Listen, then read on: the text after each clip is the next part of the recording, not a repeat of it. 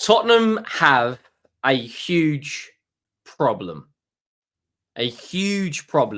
which I think if it's not sorted out or solved from a tactical standpoint, we are going to struggle a lot against the bigger teams this season. Tottenham 1, Bayern Munich 2. We're going to break down our first pre-season loss. It was a bit of a painful game, I'm not going to lie. If you're new to the channel, please go down, hit that subscribe button. The road to 20,000 subscribers is well and truly on. Already dropped a video today regarding Nico Williams, Osimhen, and Pedro going to Arsenal earlier, talking about the links. Make sure you go and check that out. And if you haven't already, please do drop a like on the video. Let's try and hit 500 likes, be a bit ambitious. Now, a game of two halves. Tottenham obviously played Bayern Munich in Korea. We had a fairly strong lineup in terms of Vicario in goal, Porro, Radu Dragusin, Ben Davies, Spence, a double pivot of Sarr and Archie Gray, Son on the left, Johnson on the right, Madison in the 10, and Dejan Kulusevski at false 9. Only one of our back three played. Back four, sorry.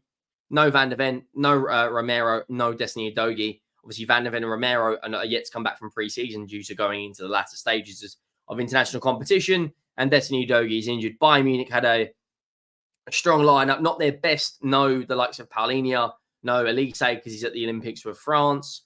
A back four of Guerrero, Stanisic, Kim, and Bowie. Neuer in goal.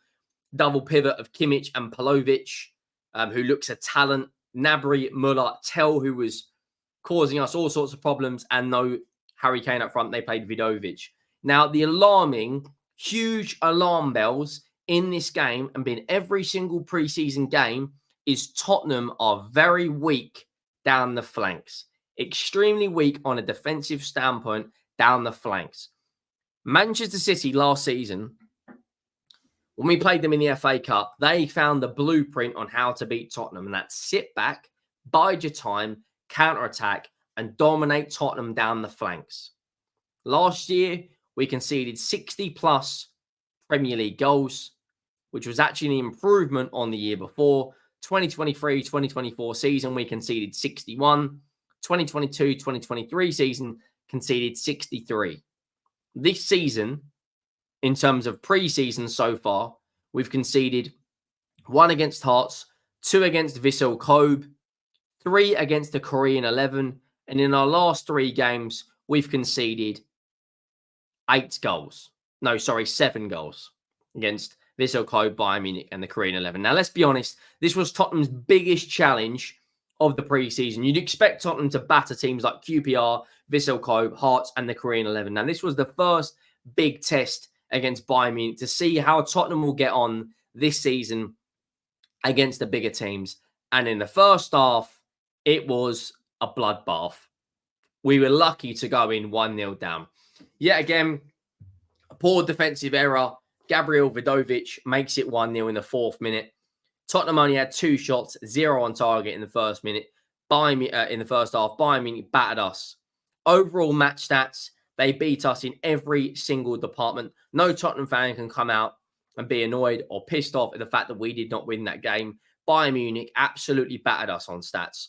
Double the shots, nearly triple the amount of shots on target, more possession, 41 more passes, higher passing accuracy, and they had and they double the amount of corners. They absolutely battered us from a stat point and a performance point in this game. Now, the glaring major alarm bells going off in my head was how easy teams are to get down our sides. And that is because, in my humble opinion, Tottenham, like a lot of teams in the Premier League, do not have an out-and-out number 6. As great as Archie Gray and Sarr are, they're more predominantly 8s. Bissouma is a 6, but he's not an anchor who can sit and sweep up.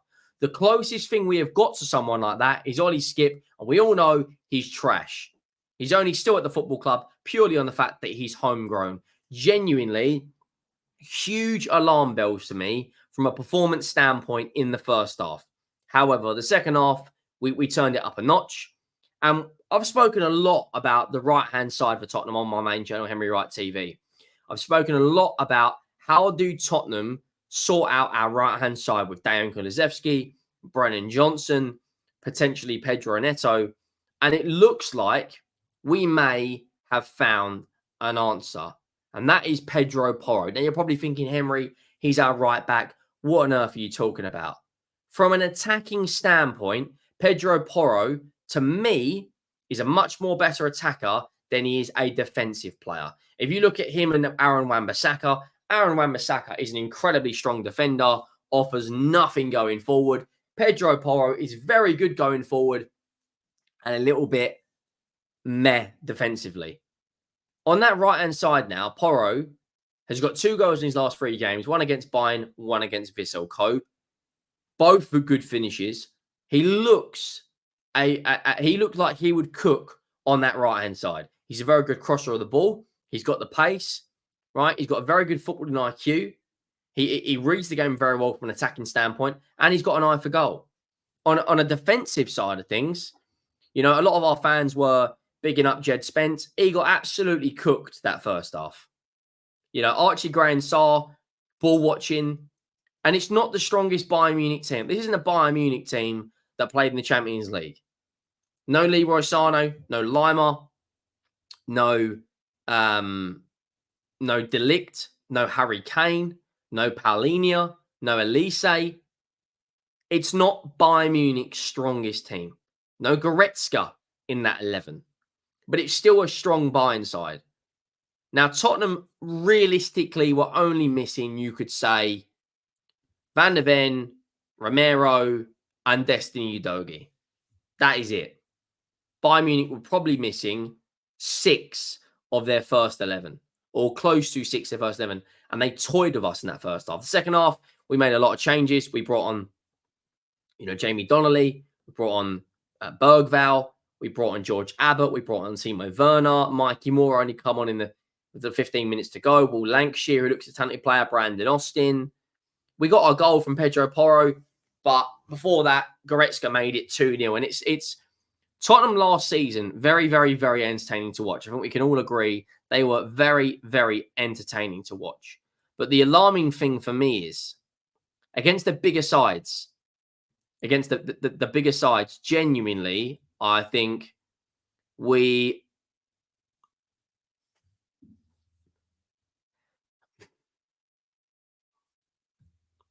genuinely we're going to struggle against a lot of the big sides. Doesn't necessarily say we're going to lose, we're going to win. We are going to struggle. Last year, our record against the top 6 sides, we lost home and away to Aston Villa, right? We lost home and away to Chelsea. We lost to Arsenal. We lost to Liverpool. We lost to Manchester City. We beat Villa away. Sorry, we beat Manchester. No, we drew with City. We beat Manchester United, and we beat. That is it. Out of the top 6, we beat Man United and Liverpool. This season, it's going to be very, very, very important for Tottenham to step it up. And now I know our fans are going to say, yeah, but the Premier League, you know, the transfer window is still open. Of course, I know it is. But we need a hell of a lot more than that in our starting 11 from an attacking standpoint. Now, Tottenham are heavily linked with Dominic Solanke, £65 million. For less than £20 million more, we could break the release clause of Victor Gyökeres. You could get Ivan Toney for cheaper than £65 million. The reason we're doing it is because we believe we can offer a cash plus player situation for the likes of Dominic Solanke. For me personally, Tottenham need a lot more on an attacking standpoint than what we saw today. Now, we play Bayern Munich again next Saturday at the Tottenham Hotspur Stadium, the return of Harry Kane, and then before you know it, 9 days later, the Premier League season starts for Tottenham. The first game of the Premier League now, 2 weeks today. Sorry, 13 days, 2 weeks yesterday, Manchester United against Fulham is the first game of the Premier League. The first official game of the season is a week today, Manchester United versus Manchester City in the Charity Shield. We've got not a lot of time. I know the transfer window is still open, but we need a lot more than what we've seen today. let me know your thoughts down below with regards to Tottenham in general. Let me know if you want to do more of the instant match reactions for Tottenham. And I will see you all very, very soon. Make sure to like, make sure to subscribe. I am